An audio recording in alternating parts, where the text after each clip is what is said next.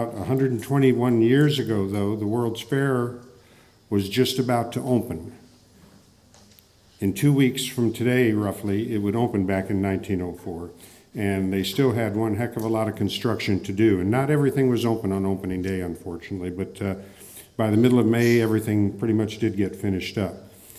I want to tell you about some of the things that were going on 2 weeks before the fair opened on today in 1904. A distillery would be the first to produce liquor during an exposition. It was located outside of Forest Park to avoid violating regulations. The Sunnybrook Distillery produced their liquors, and their exhibit in the fairgrounds showed an authentic backwoods still. It was even marked with bullet holes from a battle between the revenuers and the moonshiners. A group of about 40 Indians from 4 or 5 different tribes arrived from Laguna, New Mexico, and we'll see where they would reside in the 60-foot-tall Pueblo at the Cliff Dwellers exhibit on the Pike. You could go to the top of the cliffs or ride a donkey and see the famous Pueblo Indian snake dance and browse pottery, crafts, and gifts. Workers were preparing to recreate the Galveston flood. How many people have heard about the Galveston flood? Oh, good. Yes, it was an exhibit on the Pike, just amazing. It used thousands of gallons of water with huge fans and electrical special effects to dramatize the hurricane in 1900 that killed over 5,000 people. The attraction reportedly cost $250,000, and it took 100 people to run the show. Those statistics are not going to be in the presentation, but you will see a picture of the Galveston flood area.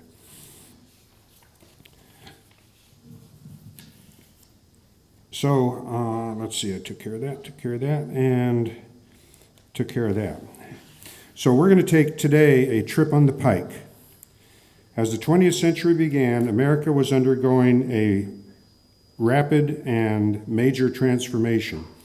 The largely rural America, with the majority of the population being in farming, was becoming so industrialized with large cities and manufacturing centers. Along with these changes came an increase in the available time that Americans had for entertainment. In the late 1800s, large eastern cities had museums and movies and even big entertainment parks like Coney Island. But in the rest of America, entertainment often traveled to the towns and set up in a field near the towns for a few days of performances. There were circuses and Wild West shows that traveled across America, and the Wild West show of Buffalo Bill even went to Europe.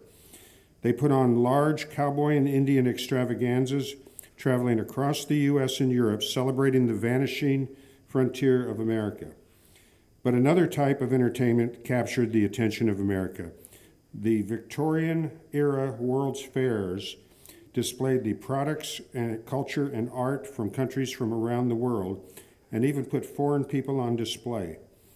This picture is the cover of a Dedication Day program from April 30th, 1903, which President Theodore Roosevelt and former President Grover Cleveland attended. The Victorian-era World's Fairs had large and fanciful exhibit buildings. They marketed new farming products, inventions, and manufactured goods, and they displayed peoples and cultures from around the world. They also provided a vast array of entertainment to millions of visitors in Europe and America. The 1904 St. Louis World's Fair epitomized these trends, particularly on the Pike, where even some countries' exhibits were organized into entertainment shows. Fair President David R. Francis, the former mayor, governor, and Secretary of the Interior, had worked tirelessly to bring World's Fairs to St. Louis, including the 1893 fair. He did so much work that the people in South St. Louis, in St. Louis Hills, built a statue in his honor and put it in the middle of the park. And it symbolized what many writers found themselves at a loss for words trying to describe what they saw.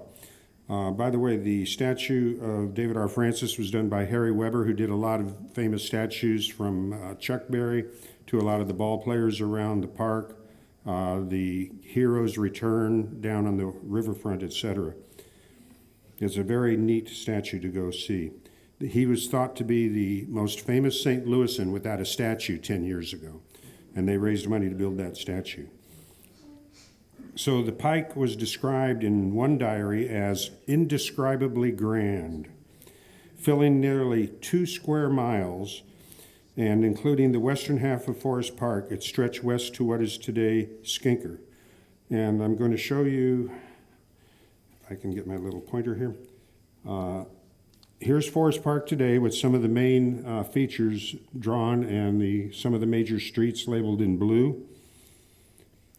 There's the map of the fairgrounds, cropped to fit in exactly where it was. You can see it went from Hampton and de Bolivar on the north, out past Skinker, included Washington University and a lot more land that they leased for the fair.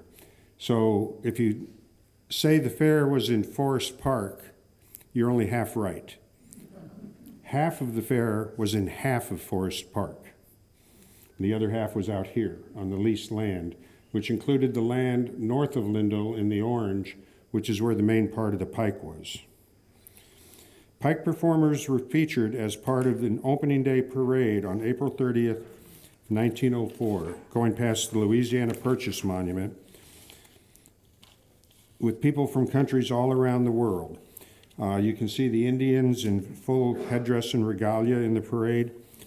Francis and the fair's organizers wanted to ensure that the entertainment attractions would not undermine the fair's overall standards and educational mission. They regulated and controlled the attractions to minimize the tastelessness and sensationalism of the sideshow. The Pike was even celebrated in several music pieces, from polkas to marches. The fair's Pike was the most expensive amusement section ever constructed for an exposition. The mile-long Pike in that dotted line oval along the bottom part included some 50 shows and attractions, and also extended south on Skinker. Paved with brick 90 feet wide and illuminated with arc lights at night, it stayed open until 11 p.m., well after the fair's major exhibit palaces had closed. Nicknamed the $10 million Pike, a piker could see 1,500 exotic animals, sample cuisine from around the world, and could be entertained by 6,000 performers. So let's follow a fictional family from 1904 on their first real trip to the fair and the Pike, through the eyes of their middle child, Laura. Parents Joseph and Dorothy are taking their children out for the big day. Tom, 15, Laura, 13, and Elizabeth, 8, have been to the fair before and seen many of the exhibit palaces. They have been saving their nickels and dimes for this trip since Christmas, and now school is out for the summer. It's the middle of June, 1904, and it's Laura's first big trip to the Pike. We've been waiting for this trip for months. Microphone? Hello? Cannot hear you. All right, I'll be a little closer. Is that better? We've been waiting for this trip for months, since before the fair even opened. Daddy already took us to the fair a couple of times, and we also went on a short school trip to the fair. On those trips, we mainly looked at all the magnificent palaces and a lot of the exhibits. That was interesting and educational, I know, but today we're finally going to the fair for a day of fun on the Pike. We've planned our trip to the Pike in detail, down to the path and the main attractions we want to see. You can see the dotted line that they are planning to take, coming in the main entrance about where we are now, and then going up towards the Grand Basin around the Louisiana Purchase Monument, and take a look at that, and then heading over towards Skinker to go on that big wheel, and then leaving the wheel and coming down to the main part of the Pike. We've heard about the Pike from all our friends, and we read about Pike Day, which was a couple of weeks ago on June 4th. The parade of Pike people and the fireworks must have been something, even if it was delayed by a thunderstorm. We got up early this morning and we eat a quick breakfast before leaving. After taking a few streetcars to the fair's main entrance and paying our admission, 50 cents for adults and 25 cents for children, we go through the newfangled turnstiles. We look at the great statue of St. Louis, which is made of staff just like all the palaces. We briefly stop to look around the 100-foot-tall Louisiana Purchase Monument, where Daddy saw the opening day ceremonies on April 30th. We look at the large statues overlooking the Grand Basin, depicting harsh scenes on the frontier not so long ago. As we walk past the nearby palaces, we're amazed at their size. They're taller than the biggest trees, and though they look like stone buildings, we know that they're also made of staff and will be destroyed when the fair is over. We stop and gaze for a bit at Festival Hall and the Cascades atop the hill overlooking the Grand Basin. On our next trip to the fair, we'll go to a concert on the great organ in Festival Hall. And someday, when we have more time, we'll go for a 10-cent gondola or launch ride on the Grand Basin. But today's the day for the Pike. We're now ready to do what we want to do the most. We head for the giant observation wheel. It just opened about 2 weeks ago on May 28th. We've been told that from the top of the enormous Ferris wheel, you could see the entire fairgrounds, and perhaps even all the way to downtown St. Louis. It costs 50 cents for adults. That's as much as the admission price. But you get 2 trips around the wheel, and you go 264 feet high in the wheel's cars. They're as big as small trolley cars. Would the people in the back 5 rows, center section, stand up, please? Yes, the back 5 rows in the center section, the people all the way across those rows, please stand up for just a few seconds here. So those back 5 rows and that length of that center section was about the size of one Ferris wheel car. They were large. And they said they could put 60 people in there. There were about 40 chairs and room for about 20 more. But visually, when you see something that big, yeah, it might get a little full at 60 people, but and the Ferris wheel was rarely jammed full with people just because it was kind of pricey. But on most days, they only had probably 15 or 20 people per car, and some cars were left empty. I've even heard that they had weddings and fancy dinners in these cars, and I can believe it. On the way up, our car isn't too crowded, so we can look around. We're amazed at all the steel and wires that make this gigantic ride safe. The palaces stretch out before us like buildings in a dream, all the way to Festival Hall. As we go higher, the Japanese garden buildings right below us begin to look like little toy houses.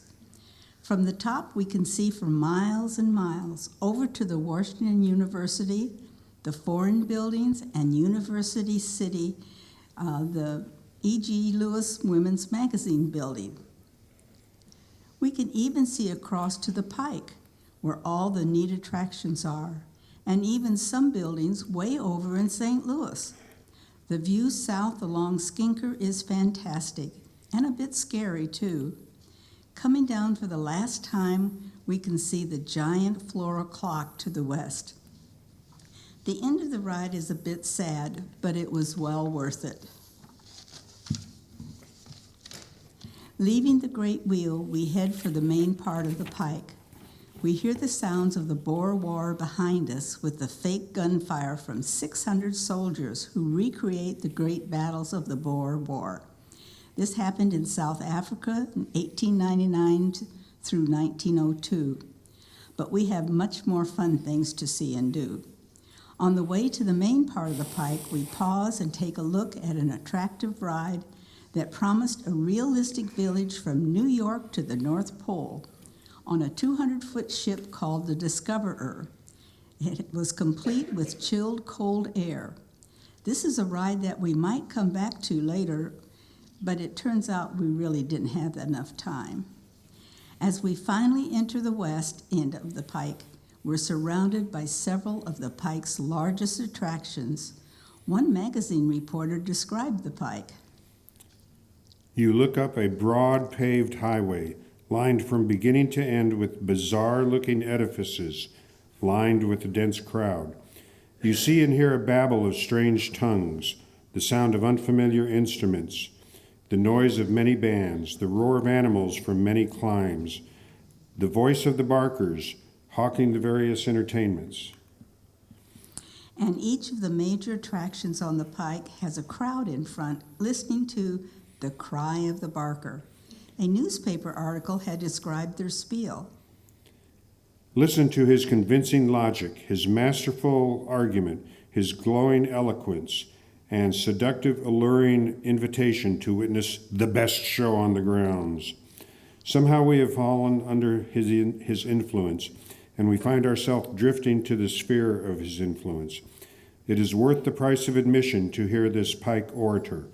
Marshall Everett, The Book of the Fair. We look around and consider seeing the Galveston flood attraction, where the great disaster of 1900 was recreated. That city suffered 6,000 deaths from a hurricane. It was the worst catastrophe ever for an American city, but perhaps another day. We also pass Hale's Firefighters. It's a very large building that has displays of historic and current fire equipment, and it's named for a former Kansas City fire chief. Inside, firemen fight a 6-story blazing building and rescue people. The Barker says that the brave firemen are even ready to fight fires on the fairground should one occur. We all agreed to see Boynton's naval exhibit. We saw a great show of a famous naval battle in the Great Water Basin. It is the same size as a football field that my brother Tom plays on. It's about 300 foot long and 160 foot wide. In this miniature ocean, about 20 manned model ships up to 21 feet long fire actual shells at each other and at the shore. The Barker said we'd hear about 20,000 shots, but I couldn't count that many that fast. We saw battles from the Spanish-American War of 1898, including the attempt of the Spanish ships to run the blockade at the Battle of Santiago Bay. The boats are operated by people inside of them, operating electric motors and firing guns. I heard a story that one day one of the model ships caught fire and sprung a leak. The crowd thought it was all part of the show, but it nearly sank and almost drowned the person. Daddy then took us to the Battle Abbey, which looks like a medieval castle. Inside, it's an American War museum. It has several large displays or cycloramas of famous American battles, lots of war relics and weapons and guides. The guides in the Civil War uniforms of both North and South looked pretty cute. Those boys were young and a little bit older than me. Just as we learned in school, we see recreations of the famous American battles, such as Yorktown, New Orleans, Manassas, and Custer's Massacre. But the printing of the Battle of Gettysburg on a cyclorama is the most impressive. It was 50 feet high and 400 feet in circumference. You can't help but feel for the suffering and sacrifice those that fell in that battle just 40 years ago. It's now time for a quick lunch. We got some sandwiches at one of the restaurants at the water chutes, or shoot the chutes. We watched people get into large boats. First, they dragged them up a ramp, and then they slid quickly down a water flume into a large pool. They make a gigantic splash at the bottom, and everyone gets wet. My sister Betty eats quickly and goes down to watch. She came back soaking wet like she was in the rain, but she dried off quickly. There's lots of booths selling fair souvenirs here, but we'll buy our souvenirs later, as we've still got all afternoon to look at the Pike. Right next door is a scenic railway, which is also a roller coaster. Tom and I spend 15 cents to go on a 3-mile ride that takes just a few minutes, while the rest of the family looks around. The railway tracks the railway tracks passed scenes of glaciers, Jerusalem, Iceland, Pompeii, and the South Sea Islands. Then they go across the railroad tracks outside the main fairgrounds, and the real thrill is near the end. One girl from Kansas later wrote about it in her diary. I knew it was a ride in cars going up and down, but I never realized what a feeling it sent over a person. Anyhow, we got on and the man hollered, "Hold on to your hats and tight to your purses." Someone else hollered, "Just wait till the hills come." The first hill wasn't so bad, but the rest, why, I couldn't sit still and not give my breath up. I tell you, it was a hard problem to solve. Lillian Schumacher, a Wichita girl, goes to the fair. After this excitement, we decided to take it easy for a bit and just look at some of the concessions with the family. We skipped the boat trip into the Magic Whirlpool, even though it's only 15 cents.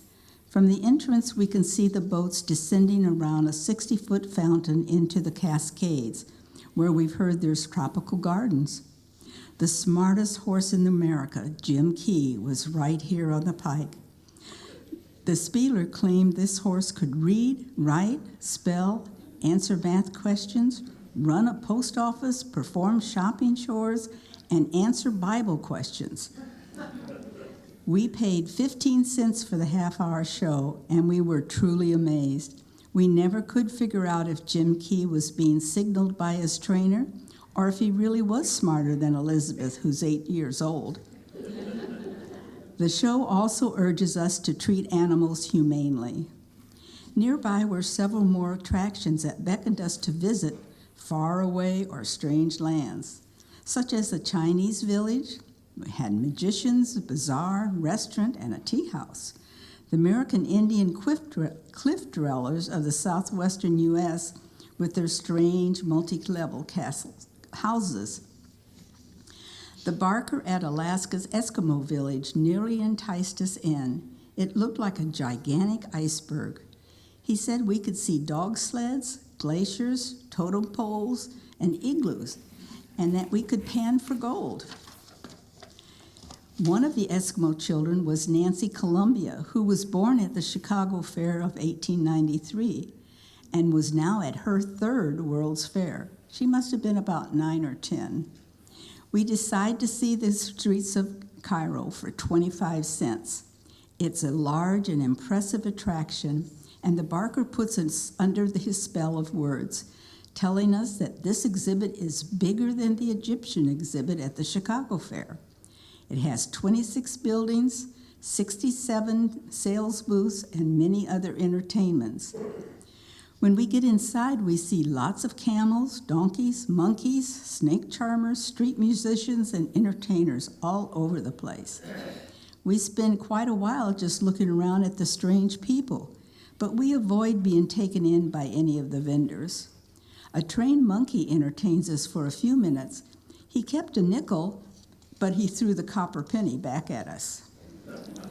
When we leave Cairo, we take a minute to look around. It seems that we've traveled a long way from St. Louis since this morning, with all the strange buildings, voices, smells, and hundreds of strange people.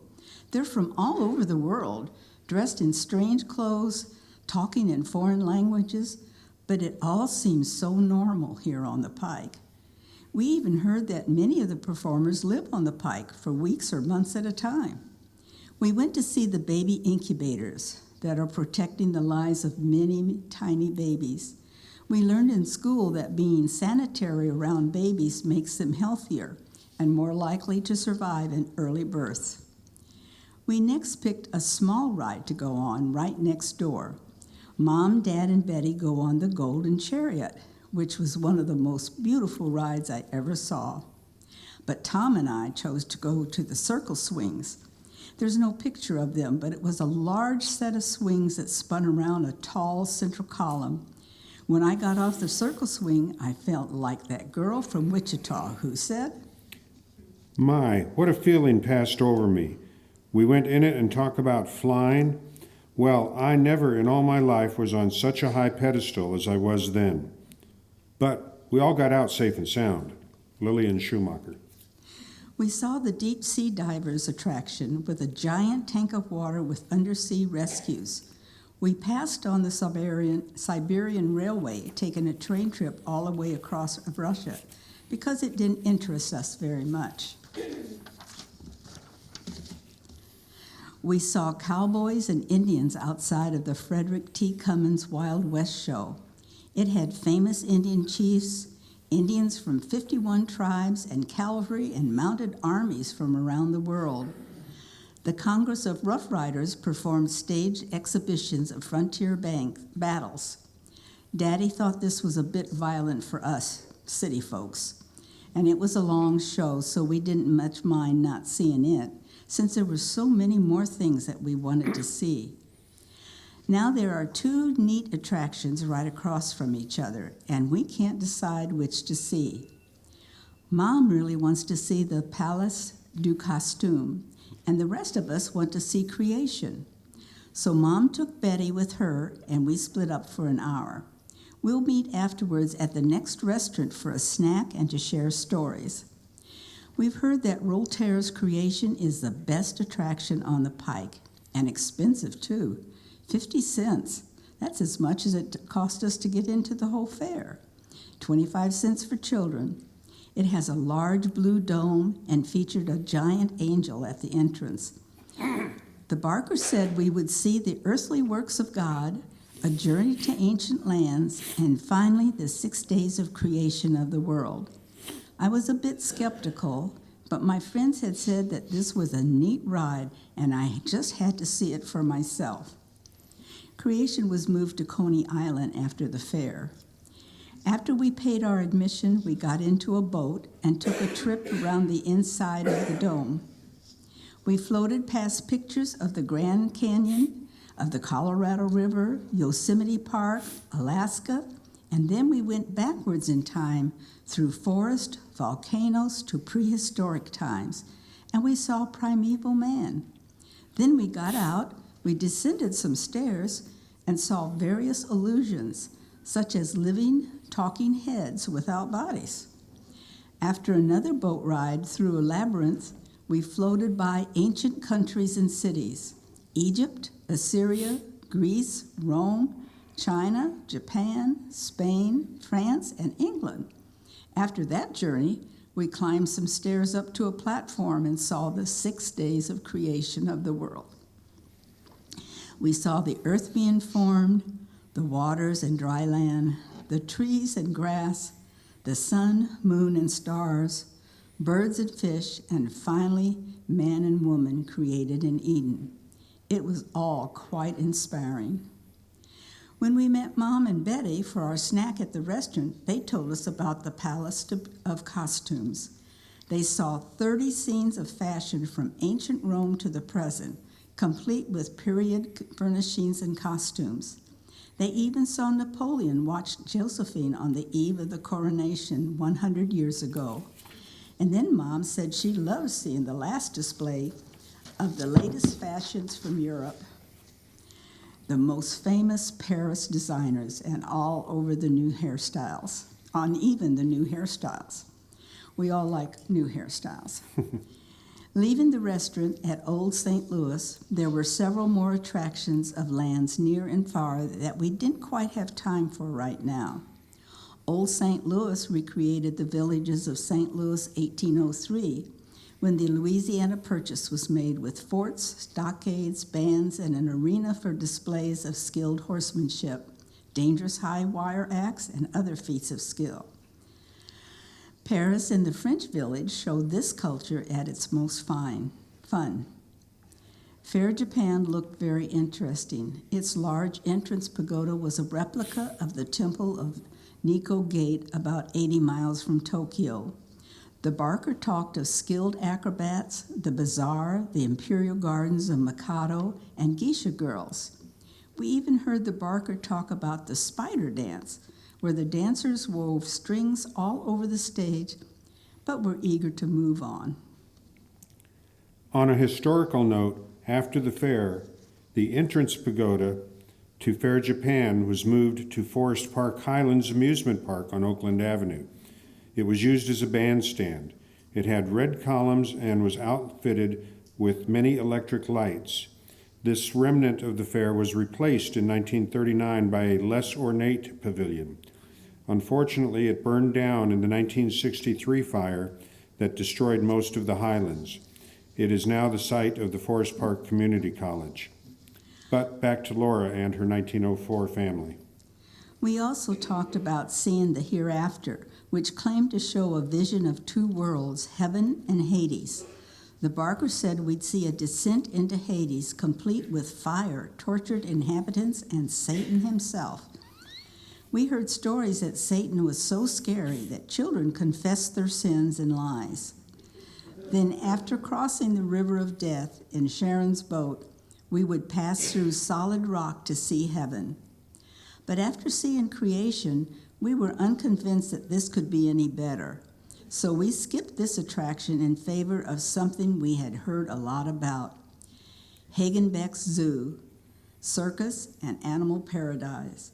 This was one of the most popular attractions at the fair. After we paid the 10 cents admission fee, we saw the baby elephant that was born on a ship on the way to the fair. This place is different from most zoos, which displays animals in cages. Hagenbeck has open air displays of wild animals from all around the world. For 10 cents, we could take rides on tortoises, elephants, camels, ostriches, or zebras. We even saw elephants that went down a slide into a pool. Daddy paid for us to go into the arena, and we saw the trained wild animals show in a 3,000-foot theater. A national magazine told this story about the lion show. You will find 4 distinguished and defiant denizens of the desert, placed on stools and under the control of the eye, whip, and pistol of the trainer, and above all, the nerve of a pretty woman. When the 4 lions are comfortably seated, the pretty figure begins to pirouette around the circle, and as each lion is approached, the light foot of the dancer is thrown into the air, dangerously near its jaws that the spectators visibly shudder. Again, the foot is thrown into the air and withdrawn so instantaneously as to barely save it from mangling by the powerful jaws which launch out savagely. After seeing This time the lion suddenly reaches out his head and snaps his jaws not 2 inches from the foot. The clever woman cracks her whip determinedly in the animal's face and moves on to the next lion. John Brisbane Walker, Cosmopolitan Magazine, September 1904. After seeing the wild animal show at Hagenbeck's, the sun is getting lower. The lights are coming on, and they illuminate all of the attractions. It seems like we're in a world far from St. Louis. The Pike is getting more crowded since the palaces are closing, and as one person said, The din of cowbells, whistles, megaphones, the infernal yelling of the barkers mingled with the boom of cannon rendered a pandemonium that I don't expect to hear again this side of Hades. Sam Hyde, Thanksgiving Night on the Pike, from Martha Clevenger's Indescribably Grand. Now the Temple of Mirth loudly beckons to us with riotous sounds of laughter coming from within. We're told it has glass and mirrored maze, curved mirrors, many other funny and exciting areas, and ends in a circular slide called Helter Skelter. The Barker makes it nearly irresistible, but we save our dwindling money. We bypass the shouting gallery of Hunting in the Ozarks and other smaller attractions. We have no time for the ostrich farm or the streets of Seville with Spanish dancers, model bullfights, and Spanish fashions in The Girl from Madrid. Mysterious Asia looks interesting, and we get a drink from the free water cart nearby while we listen to the Barker. He exhorts us to see India's Taj Mahal, walk the streets of Ceylon and Delhi, and see native dancers and the white elephant of Burma, and experience the exotic hoochie coochie dance. But we're getting hungry, and it's almost time for dinner. The last real ride that we took was under and over the sea. It took us on a submarine ride to Paris. We looked out the portholes and saw coral reefs, fishes, monsters, and sunken shipwrecks. Then we went up the Eiffel Tower in an elevator and saw Paris at night below us. Finally, we boarded a dirigible airship for the return journey to America. After passing through a terrific thunderstorm and lots of lightning over the Atlantic Ocean, we returned safely to St. Louis at dawn, passing over the Great Eads Bridge. By now, we were really hungry. We walked through a replica of St. Lawrence Gate of Drogheda into the Irish village. We saw replicas of Barney and Carmack castles. We peeked at plays and Irish dances in a theater and saw exhibits of Irish crafts such as linen, laces, and carpets. And of course, there was a cafe and a restaurant. We ate some tasty Irish stew in the old Irish House of Parliament, and we listened to Dublin's Army's band playing on the bandstand outside. Finally, before leaving the Pike, we walked around to the Tyrolean Alps village. The dramatic mountains and the large village looked spectacular, made us feel like we were really in Germany. And we heard a man say, I just came back from the Tyrolean Alps in Germany. 2 days later, I came here to the fair. I stopped dead in my tracks. I couldn't believe that I wasn't, by some miracle, once again seeing the real thing. Dorothy Daniels Burke, The World Came to St. Louis. We only had a little money left for souvenirs, but it was getting late, so we couldn't take a tram ride through the scenic mountain valleys to see the birthplace of Mozart. I would have liked to see the Oberammergau Passion Play, but we were too late for that. There still was a lot to see and do, with free German concerts in the bandstand, restaurants selling German food specialties, we got some free samples, and German peasants selling their wares and fair souvenirs. The illuminated night view was amazing, and the main restaurant was huge. Each of us bought a souvenir, and as it was late, it was about time to go home. We ended our day tired but satisfied. As we left the Pike, we passed Remington's cowboy statue. Even though it was late, Mommy and Daddy walked around the Grand Basin with us to see the electrical illuminations. The palaces looked like buildings in fairyland, and the reflected lights on the Grand Basin were wonderful. Festival Hall and the Cascades looked so majestic as we headed out the main entrance for our trolley ride back home. We took one last longing look at the night view of Festival Hall and the illuminated Cascades, and we watched the colors change every few minutes. White to red to green and back to white. We were filled with the wonders of this day, having seen many things from around the world that we've never before viewed. Now, I sure wish I could have experienced the wonders of the Pike along with Laura and her family. The Pike set a high mark in 1904 for its respectable entertainment, amazing attractions, and cultural displays. It showed visitors at the Louisiana Purchase Exposition the wonders of the world, giving them a sample and taste of places that only a few could visit. Today, there are a few memories left of the fair to keep those memories alive, such as the statue of St. Louis and the Art Museum. These always make me think of the 1904 World's Fair, from the apotheosis of St. Louis that in 1904 was made out of staff, as we heard, and it was recast in bronze and put on a marble base for a 1906 unveiling. This concludes the presentation of A Trip on the Pike.